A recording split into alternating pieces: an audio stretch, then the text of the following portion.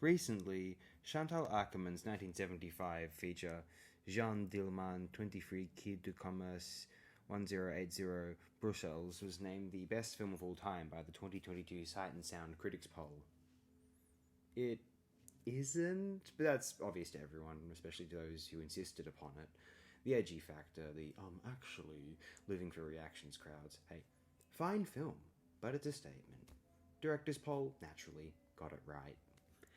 Maybe we're in a place wherein that film needs to be elevated in order to enact some social change. I'm not even against this notion in and of itself, but I find its placement as the finest film art has to offer to be dubious, or some socio-political posturing, some attempt to retake the canon away from films which are resented for no other reason than they have been given a primacy in the discourse. Judging films based upon their placement in a subsequent, even decades later, cultural discourse is a tricky game. Obviously, to some critical commentators, politics, ethics, or culture is more important than the film medium for its own sake. The art as expression, the artist as a champion of unimaginable, unique inspiration, alien and beautiful manifestations of the individual's or the entire species' incomprehensible capacity for innovative creation. That whole thing is just individualist twiddle. What matters is fitting in. Sounds fascistic to me, but they don't care. I'm aware of the potential dangers of individualism in a crazy objectivist sense, although I've always felt as though if a believer cannot convince others of their convictions, to some degree it is really on the believer. Even in regards to socio-political activism, if your opponents are mentally ill, then so be it. That's often what one's political opponents are accused of being nowadays. But if you feel that way, why not treat them with some care and empathy instead, if they are indeed just inescapably ill?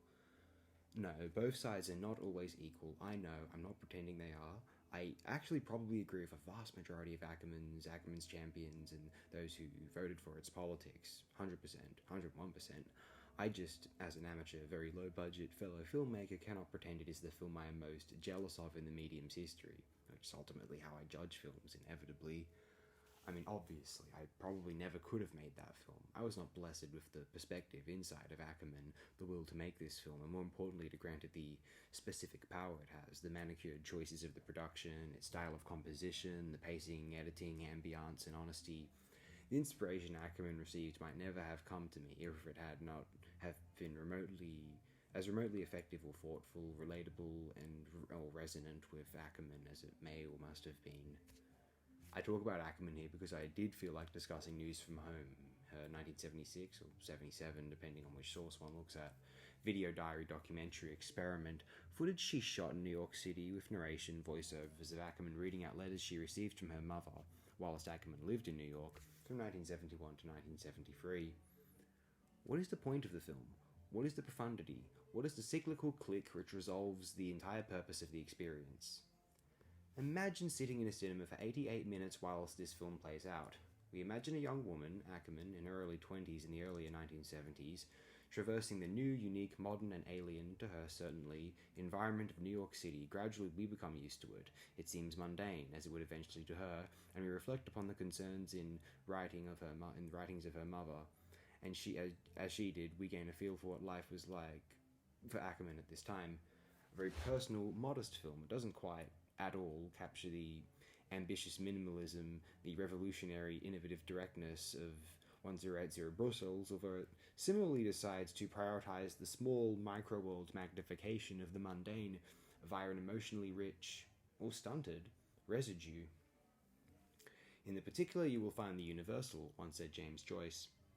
A quote I mined for my debut feature, Castle Spawn, from 2015. Lots of copyrighted music in that film gets blocked on YouTube, sadly. You can find some of my nonsense on Therapy Pictures. In the particular, you will find the universal. This is to say, in an extremely subjective and personalised narrative, one might find more relation and interest, something human and resonant, for we all share a uniqueness, a specific uniqueness, in common, truly, than if they were to view some sort of contrived narrative compromise. In Mark Fisher / K-Punk's writing, he embraced his subjective, emotionally inclined response to music, and so wrote some of the most lucid, powerful, and revelatory, insightful, and undeniable, agreeable pieces in the history of music criticism. The best way we have of working together to create something even greater than the sum of our parts is to let us utilize and embrace the parts, because it is the drive to help and cherish humanity, to elevate humanity, which motivates us to want to collectivize and change in the first place. News from Home, I think, is a very special film, one wherein the validity of film expression reaches a highly personal justification, rather than the elaborate, collaborative, and organized mass distractions of the collated interests of profiteers. Akerman composes a film here with no other higher purpose than to share who she is, in a counterpart to, for instance, where America's initial attempt at a vanguard new wave phenomenon had evolved eventually into, highly involved, intricate, large productions. Even without Star Wars, Friedkin tried this with The Great Odyssey, which is Sorcerer, and we also had Jaws, even Coppola's Apocalypse Now, Deer Hunter even before that.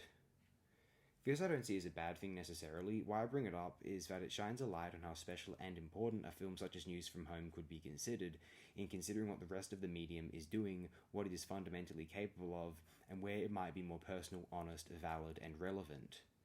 News from Home foresees 21st century communication, social media montages, a video diary lifestyle exemplified by Instagram narcissism, although with Akerman, the potential majesty, resonance, and truth of her work reveals a highly thoughtful, considered means of communicating one's highly personal experiences without being either self-involving, arrogant, imposing, or scheming for a particular reputation-focused impression, as the contemporary analogues are striving toward.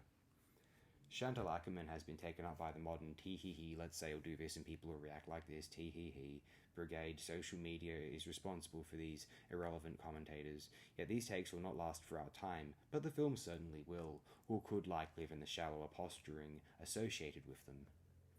I'm the kind of film fan or critic who cares more about what the artist, author was thinking than what a journalist or academic claims about it to further their own career. The whole author is dead. What really matters is how we can dissect it to prove that people weren't as ethical as us today. Thing is sometimes cute, but has yet to share any insights that weren't obvious to anyone with a swelling of human decency amongst them. Although some people, I guess, just aren't as aware that bigotry is wrong and have to remind themselves of it and assume we need to be reminded as well. They're usually very impolite and rude to people, never smiling, always trying to ruin people's happiness, so I just assumed that they were closet bigots or hate mongers who were constantly trying to remind themselves not to think that way. All I know is that we are all well aware which side they would have taken in 1930s Germany. They would have done what was popular, as they do now, when it is, very, very fortunately, and rightfully, popular not to be a bigot. They decide that they will get their internal bigotry out by trying to combat bigotry. And if the worst thing that happens as a result of it is 1080 Brussels and Akerman being named greatest film of all time and as an essential display of subversive, silly, tee-hee-hee nonsense, then hey, so be it, I guess. I just prefer honesty and truth, unless we have to preserve world peace or something rather like at the end of Watchmen. You can't always be Rorschach, maybe not even most or ever of the time. Hey, I've rambled on too long about Akerman. I just felt like discussing her place in the current discourse and the history of the film medium in general. A woman who claims she doesn't think women's cinema exists, I think she said that quote in the late 1980s, may have changed her mind, despite the insistence of categories and divisions which her devotees desire. She stands as an example of individualist insistence and determination as much as she does an orthodox, uninspired attacking of previous acclaimed canons, because you feel bitter that some people are actually passionate about something and not solely dependent on material excessiveness to be happy. No, you'll never get that pony and you didn't deserve one. Leave the ponies alone. And the former is of much more use to posterity, just obviously. Ew, these people care about things and aren't apathetic and caring about what others think of them. Let's tear it down, says the millennial and now Gen Z anhedonic cretins, and their art will suffer for it, which fortunately means that 96 born me might seem a lot more gifted or original by some comparison. By the way, the fact that some might want to tear down this piece to elevate themselves is the problem. If you ignore this piece, you have won. Chantal Akerman was a great film artist. If this assessment is not enough for the newer, anxious, and terrified, be careful, other people will think things of you. Better pose very well. Crowds. Then you have Akerman rolling in her grave at the prospect that the medium peaked with her. At least Kubrick will agree, in his appreciable hubris, that 2001 may have been the best film ever made circa its release date. Akerman would laugh at this placement of her work as much as she may. Would she have been flattered? I don't know. I love her. She has gifted the medium with an empowered voice and a legacy for all time. I've never spoken about enough female filmmakers on this program. There hasn't been enough opportunities for female filmmakers in the history of the medium, sadly. Hopefully this attempt at some posing and posturing will have a very positive impact on the confidence of any and all subsequent female filmmakers, filmmakers in general, and the species as a whole. International Women's Day was a few days ago, although let's stay in this spirit forever. Never let anyone tell you what's best for you. Starting with me, by the way. Turn this video off immediately. Go forth, be what you will be.